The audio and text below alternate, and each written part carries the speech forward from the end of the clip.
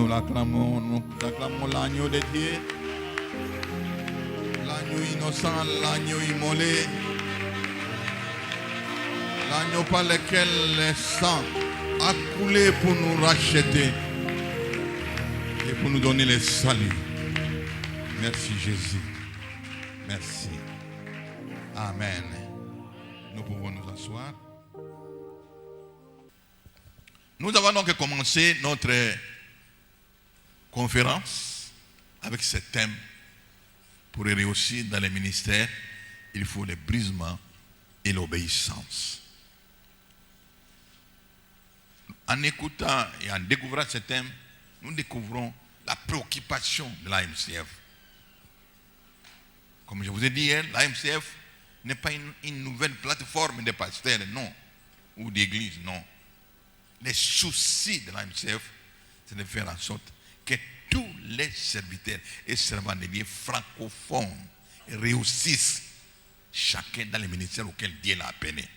C'est ça le souci de notre organisation. Et c'est pour cela que nous devons nous exhorter mutuellement, partager quels sont les écueils que nous rencontrons dans les ministères qui nous empêchent de réussir dans notre ministère. Pour que chacun de nous découvre, sorte et saute ces écueils et puisse réussir, voir les ministères que Dieu lui a donnés, s'épanouir et réussir.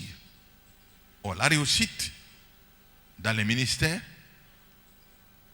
bien sûr, ce n'est pas seulement amener les âmes à Christ, les encadrer pour qu'ils ne puissent pas rater le ciel, mais la réussite dans la mission que le Seigneur te donne, dans les ministères que le Seigneur te donne, c'est aussi de vivre décemment en tant que serviteur de Dieu. De vivre bien socialement en tant que serviteur de Dieu. Quel que soit l'endroit où Dieu t'a amené pour les servir. Que ce soit dans un village, dans une ville, partout où Dieu peut t'envoyer en mission, il faut que tu puisses être une lumière qui va éclairer. Et que les gens voient que le Dieu que tu pries, que tu adores, est réellement un Dieu qui bénit. Amen. Hein? Donc c'est ça les soucis que nous avons dans l'association. C'est d'aider tous les serviteurs de Dieu, à quelque niveau que ce soit, à réussir. C'est pour ça que ce thème va encore nous aider. On nous a dit, pour réussir, il faut le brisement. Et il faut l'obéissance. Sinon, on aura des semblants de réussite, mais qui ne sera pas la réussite selon la volonté de Dieu. Amen. Hein? Alors, le brisement, c'est quoi? Hier, nous avons vu comment Moïse n'était pas brisé. Cela a mené à l'échec. Il n'est pas arrivé là où Dieu voulait qu'il arrive. Mais concrètement, dans la vie de tous les jours, c'est quoi le brisement? Comment un serviteur de Dieu doit se reconnaître qu'en servant Dieu, il est brisé? Nous allons lire dans l'Épître aux Colossiens,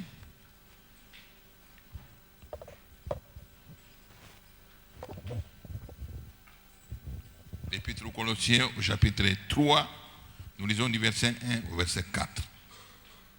La parole du Seigneur dans le livre de Colossiens chapitre 3 du 1er au 4e verset. La parole. Si donc vous êtes ressuscités avec Christ, cherchez les choses d'en haut, où Christ est assis à la droite de Dieu. Affectionnez-vous aux choses d'en haut et non à celles qui sont sur la terre. Car vous êtes morts et votre vie est cachée avec Christ en Dieu. Quand Christ, votre vie, paraîtra, alors vous paraîtrez aussi avec lui dans la gloire, parole du Seigneur. Acclamons Jésus.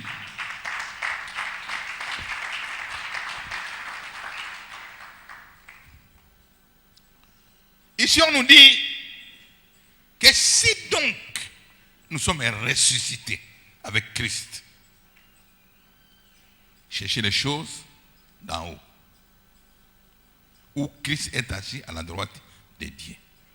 Affectionnez-vous aux choses d'en haut et non à celles qui sont sur la terre. Car vous êtes morts et votre vie est cachée avec Christ en Dieu. Quand Christ, votre vie, paraîtra, alors vous paraîtrez aussi avec lui dans la gloire. Qu'est-ce que cela veut dire? Ça veut dire que quelqu'un, chrétien ou serviteur de Dieu, qui est brisé, les choses de ce monde pour lui, il n'est plus là. Il est mort dans la chair. Il est mort dans les choses de ce monde. Mais il vit dans les choses d'en haut. Il affectionne ce qu'il cherche, c'est les choses d'en haut. Ce qui fait que comme il est mort dans la chair, tu peux l'injurier, ça ne lui dit rien. Tu peux le critiquer, ça ne lui dit rien.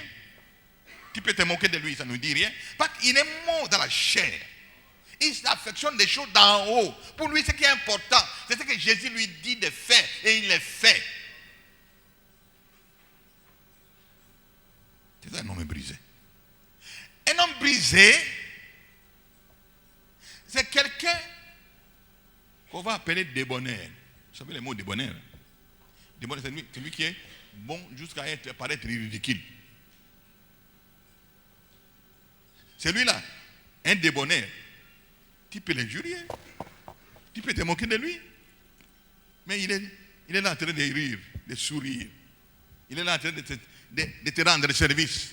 Même celui qui l'a critiqué hier, il vient lui, oh j'ai un problème, il est sert. Parce qu'il n'est plus dans des choses de la chair. Il ne sent plus, il est mort dans la chair. Il ne sent plus rien. Quand on est mort dans la chair, on peut te piétiner, tu ne sens plus rien. Là, tu es brisé. Parce que le brisement concerne les choses qui sont sur la terre. On a donné la priorité aux choses d'en haut. Nous devons nous affectionner aux choses d'en haut. Lorsque les pasteurs nous baptisent, il dit, quand on nous plonge dans l'eau, on nous dit donc que nous mourrons avec Jésus et nous allons ressusciter avec Jésus. On met dans les choses de la chair. Amen.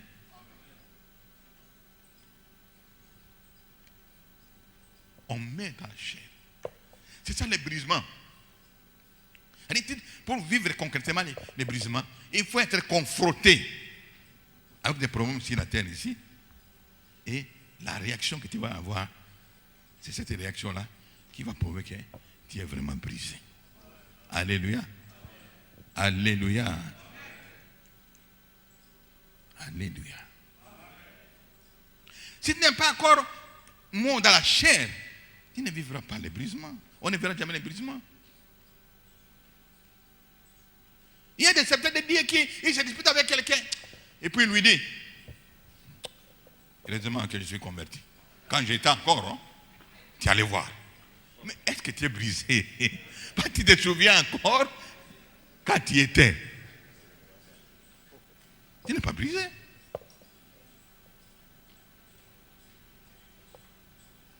d'autres qui réagissent. Vous jouez avec moi parce que je suis serviteur de Dieu. Oh. Mais qu'est-ce que ça va? Donc, être serviteur de Dieu devient pour toi un obstacle. Pour ne pas réagir quand il réalise en bas. Là, tu n'es pas heureux. Parce que tu n'es pas content de ton état de serviteur de Dieu. Tu n'es pas content. Quand tu dis ça, on joue avec toi parce que tu es devenu serviteur de Dieu, c'est que tu n'es pas content de ton état de serviteur de Dieu. Alléluia. Moi, beaucoup de gens me demandent, mais pourquoi tout le temps, tu es toujours là, en train de sourire tout le temps? Je n'ai pas de raison de me fâcher. Je souris parce que je suis heureux de ce que je suis devenu. Alléluia. Je suis heureux de ce que je suis devenu. Ce qui fait que quand je vois quelqu'un qui ne comprend pas les choses de Jésus, j'ai compassion pour lui. Et comment il ne peut pas comprendre ça? J'ai compassion de lui et je souris. Même s'il dit des choses de dire, je souris, je dis, bon, vraiment, il ne comprend rien. Il ne comprend rien. Alléluia. Alléluia. Oh, nous, les serviteurs de Dieu, si nous devons gagner les âmes, nous devons être brisés.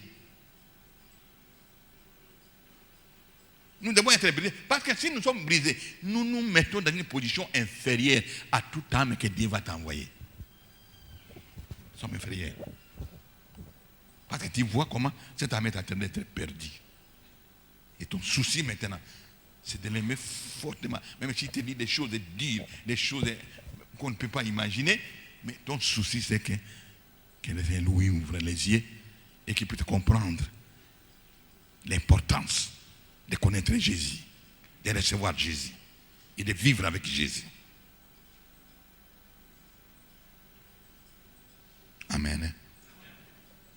Donc concrètement, vivre le brisement, c'est vraiment c'est faire mourir la chair. Faire mourir la chair. Parce que si nous faisons mourir la chair, les choses de ce monde ne vont plus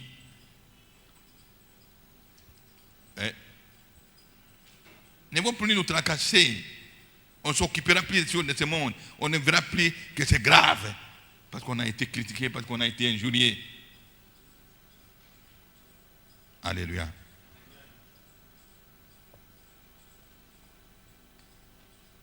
C'est ça, les brisements. Et quand on est maintenant, c'est pour ça que le thème a été dans cet ordre-là. D'abord, les brisements et l'obéissance. Parce que si tu n'es pas brisé, c'est difficile d'obéir. Si tu n'es pas brisé, ça va être difficile d'obéir.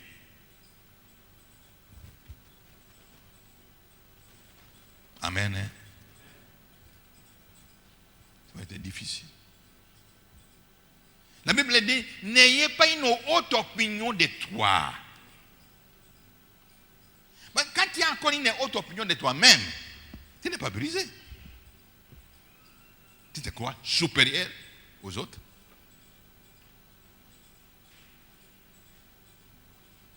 Quand tu as une haute opinion de toi, tu n'es pas brisé. C'est ce que je vous ai dit hier, comme j'étais. J'avais une très haute opinion de moi-même. Je croyais que j'étais le plus intelligent du monde.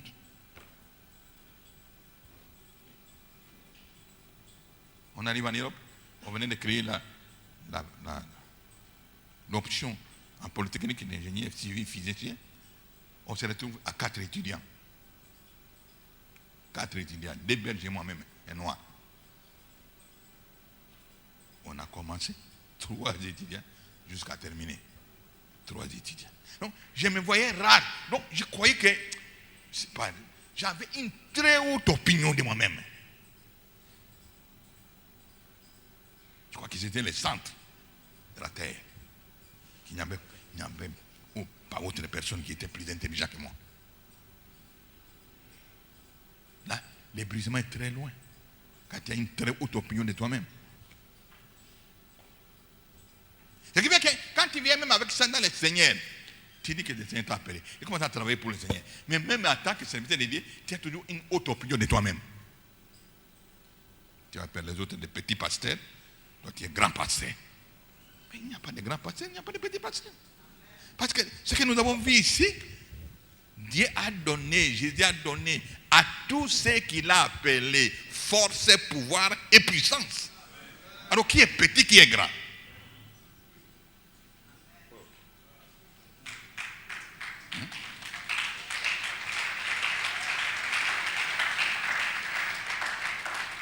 Et quand Jésus marchait avec ses disciples, les enseignants, il a entendu. Ça n'a pas commencé aujourd'hui, hein? Même l'état de Jésus. Il a entendu les disciples en train de se demander entre eux, qui est le plus grand? Hein? Qui est le plus grand d'entre nous? Jésus a entendu ça. Et Jésus, comme il a entendu ça, il les a appelés. Dites de quoi vous parlez? Vous cherchez qui est le plus grand? Bon, si toi tu veux être le plus grand, toi le serviteur de tout le monde.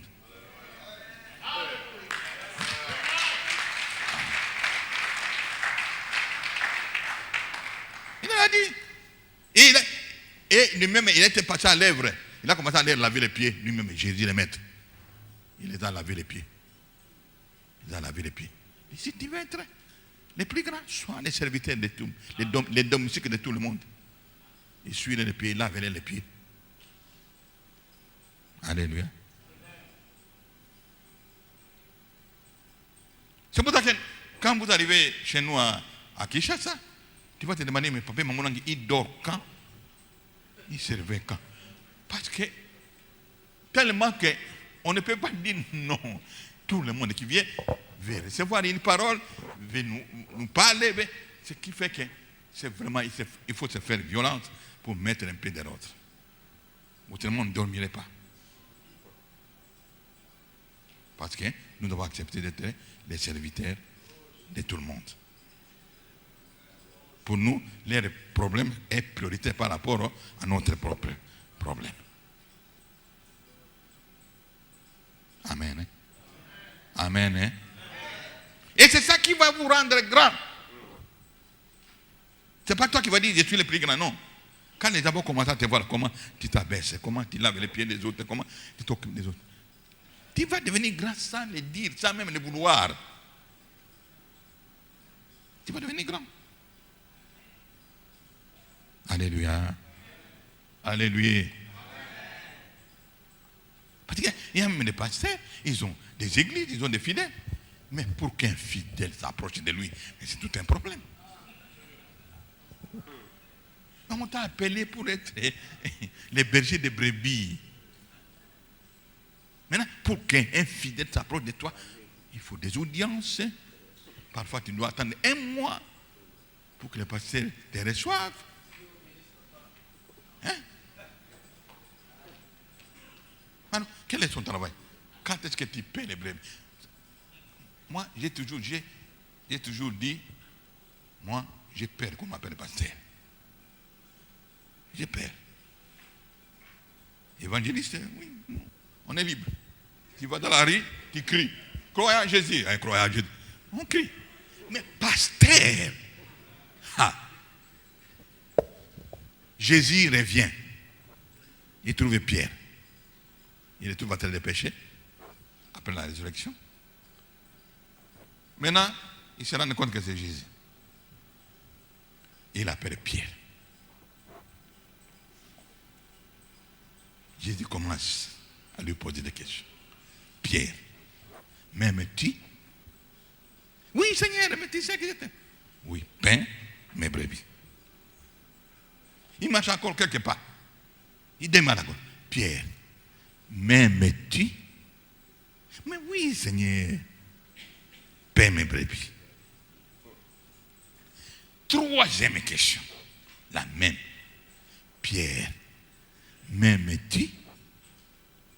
Mais Jésus, Seigneur, Maître, tu sais toutes les choses, je t'aime. Père, il n'a pas posé ça aux évangélistes.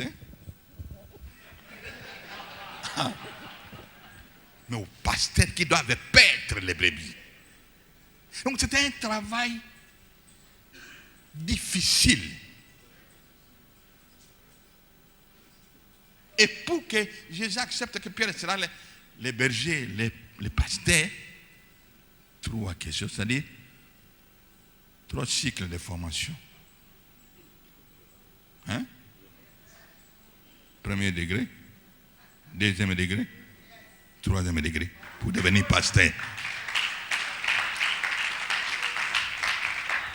Pour devenir pasteur. Si nous comparons ça avec notre système d'éducation, hein, c'est-à-dire licence, maîtrise, doctorat, pour devenir pasteur. Si on compare à notre système de formation d'éducation. Alors, ce n'est pas facile d'être pasteur. Mais nous voyons des pasteurs qui ne prennent pas au sérieux cette fonction qui est très importante. Qui est très important, paître les brebis. Mais ce n'est pas facile. Les brebis, une brebis, c'est la bête la plus bête. Donc, il faut tout le temps être à côté pour qu'il ne puisse pas sortir. Et puis, il faut les prendre parfois. Et quand tu les prends, il fait pipi sur toi. Et tu dois supporter que la brebis fasse pipi sur tes genoux. Et je t'ai dit, si vous avez 100 brebis, une seule s'échappe. Tu laisses d'abord les 99 là, et puis tu vas chercher la seule là qui est partie. La brebis. Ce n'est pas facile le travail de pasteur. Alléluia. Alors, c'est pour ça qu'un pasteur doit être un homme brisé pour qu'il puisse réussir ça. Pas non, tu vas te fâcher des brebis qui partent à gauche, des brebis qui crient là-bas, ceux qui font pipi là-bas, ceux qui font. Donc, si tu n'es pas brisé, tu vas commencer à te fâcher.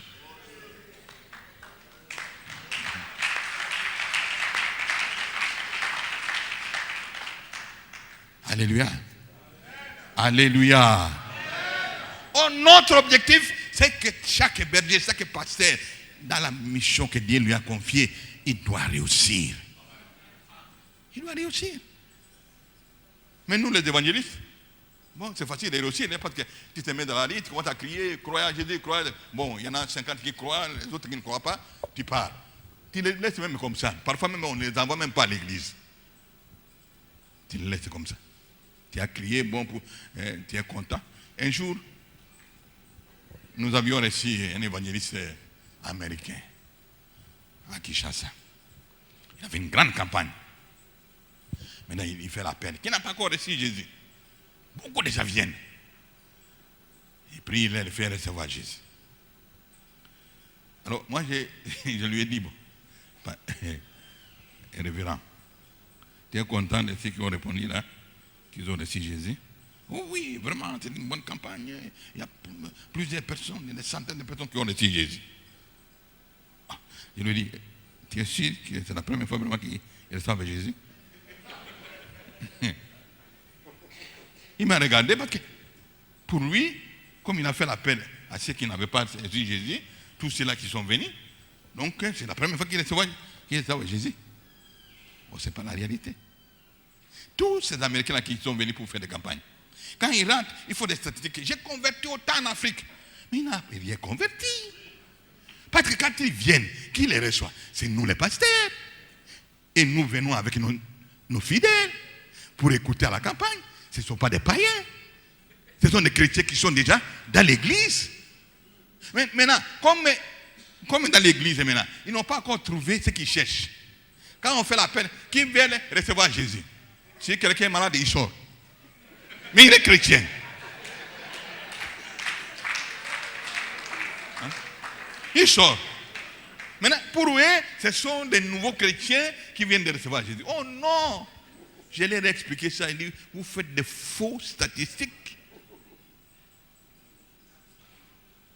Si vous voulez faire la campagne, venez chez moi, je vais vous amener au village, là où on n'a pas encore. Hein? Parce que tout le monde qui sont venus, 80% sont les membres des églises. Dans les campagnes là qu'ils font, qui viennent. 80% sont les membres des églises. Donc, le travail que nous devons faire, il faut les brisements. Les brisements. Parce que paître les brebis, c'est vraiment compliqué. On appelle ça les fidèles les brebis, parce que Dieu a voulu donner la patience aux serviteurs de Dieu qui doivent paître les brebis. Donc il faut les brisements. Il faut les brisements. Amen. Hein? Amen. Hein? Donc je voulais insister sur ça. Avant d'avancer, que les brisements, ça se vit concrètement. Ce n'est pas de la théorie. Et pour être sûr qu'on est brisé, il faut être confronté à des problèmes. C'est quand tu vas être confronté à des problèmes que tu vas savoir, est-ce que je suis brisé ou pas? Pourquoi je me suis fâché là-bas? Pourquoi j'ai réagi comme ça? Tu vas constater que tu n'es pas brisé. Alléluia. Moi, quand je faisais les exercices de brisement, les jours on avait un groupe de prière dans la maison. Alors les jours de la prière, je vois, tout le monde est assis, y compris mon chauffeur. Hein. Le chauffeur est assis. Bon, pour montrer que je suis aussi brisé, je vais m'asseoir à côté de mon chauffeur. Mais c'était faux. Alors, je vais m'asseoir à côté de mon chauffeur. Pour que tout le monde voit que je suis brisé. Et je suis assis à côté de mon chauffeur. Mais dans ma tête, je n'étais pas brisé. Parce que les jours où le chauffeur fait une gaffe, la façon dont je vais crier, c'est lui. Je ne suis pas brisé. Alléluia. Donc, nous, les serviteurs de Dieu, nous devons faire cet exercice de voir est-ce que réellement nous sommes brisés ou pas. Est-ce que nous pouvons faire face à des situations. 10 jours au lendemain, tu entends un fidèle qui invente quelque chose. Le pasteur a volé l'argent de l'église. Oh. Mais où il m'a vu voler. Le pasteur a volé l'argent de l'église. Mais quand tu regardes celui qui raconte ça, d'abord il ne donne rien. Et puis, il est très loin même. Hein, là où on compte les offrandes. Il ne sait même pas ce qui se passe. Mais il commence à propager. Non, les pasteurs volent. Les pasteurs volent les offrandes. Maintenant, si tu n'es pas brisé, tu vas risquer de frapper quelqu'un.